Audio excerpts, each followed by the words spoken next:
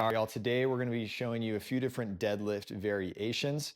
We're going to start with a traditional deadlift, and then we'll talk about a Romanian deadlift, and then a straight leg or stiff-legged deadlift. The one deadlift you're never going to see us program is a sumo deadlift, and that's when you get like this really crazy wide position.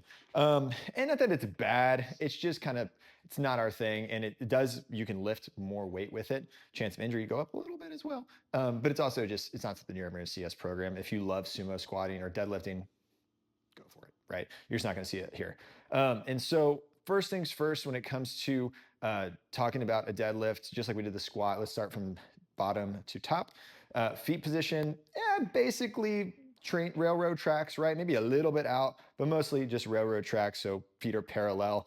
And so with a traditional deadlift, it's working like 80% of the muscles in your body. And so we're going to be working a little bit quads, glutes, hamstrings, the erectors, which are the muscles that keep you upright. Also, if my pregnant wife can deadlift, so can you. So prego, let's go ahead and pick up the bar. She probably won't be pregnant by the time you watch this video, but it's fine. So go ahead and pick it up all the way before I start talking about some stuff. And so we wanted to show you this side view because there's a lot of things that we want to talk about here. So one thing to keep in mind, if you haven't watched the squat video, you can watch that, is this is probably the most important thing is bracing, right?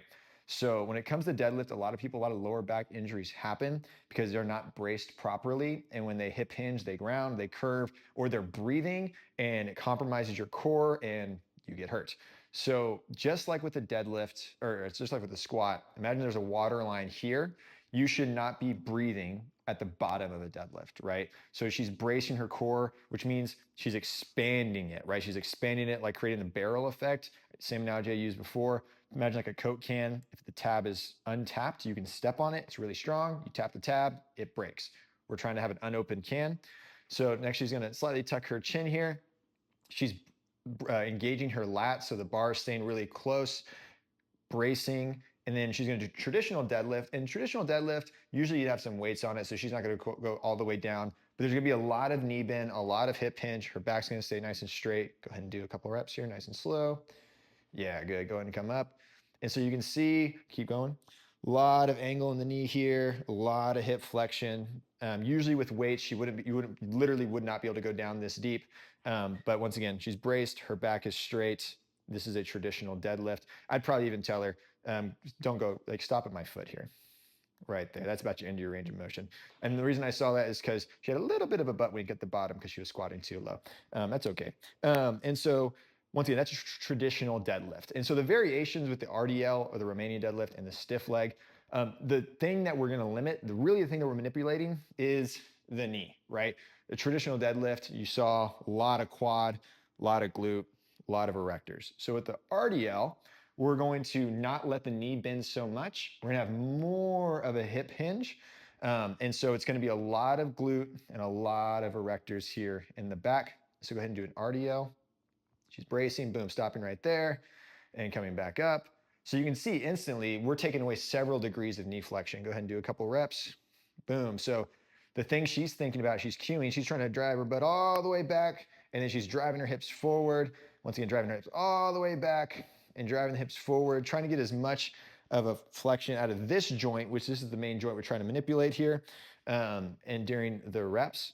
And then go ahead and relax. But everything else is the same. Bracing is the same, knee tuck, your feet position is basically the same. And so the biggest thing with an RDL is that we're just purposely not going all the way down, not letting our knee bend as much. So we're trying to take our quads out of the equation, which means you will not be able to lift as heavy with an RDL as like a traditional deadlift, and that's okay. Last one, we'll show a stiff-legged deadlift. If you ever see us programming this, it's because we're trying to target your hamstring. Maybe you're at home and you don't have access to like a hamstring curl machine or something like that. Everything stays the same, except now we're limiting this even more. It's more of a hip hinge. She's stopping right as she feels this tension. She's not going to come up all the way, and she's going to live in this very, very small range of motion. Going down, once again, stop when you feel that tension and feel a little stretch. Coming up, yeah, not even coming up all the way, and just really trying to keep this tension in the hamstring. You're still using glutes, obviously. You're still using your erectors, but this should be your weakest deadlift variation. Once again, we're really trying to target the hamstrings back here, which is why we're not locking out at the top. And we are not letting our knee bends nearly as much. So once again, things to focus on here. Feet basically parallel, maybe a little bit out. Once again, play with that a little bit, that's okay. And then with the biggest thing, right, when it comes to protection is bracing. Brace your core. So a core test you can do is putting your hands right on the side of your stomach, bracing out, right? Pushing everything out. So your hands should literally go out, right? Not in. Sometimes people are like, bring your belly button to your spine. That is not bracing, right? That's you like flexing your abs, which is cool, I guess, but it's not bracing. So put your hands here, press out. So everything should be expand and hold that. You see, you can tell it's hard for me to talk because I'm bracing. And so hold that during the entire rep and then breathe between reps.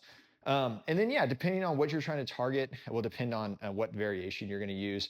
Typically in our programming, you're not going to see a lot of traditional deadlifts unless it's one of the specialty programs or the coaches programs or something like that.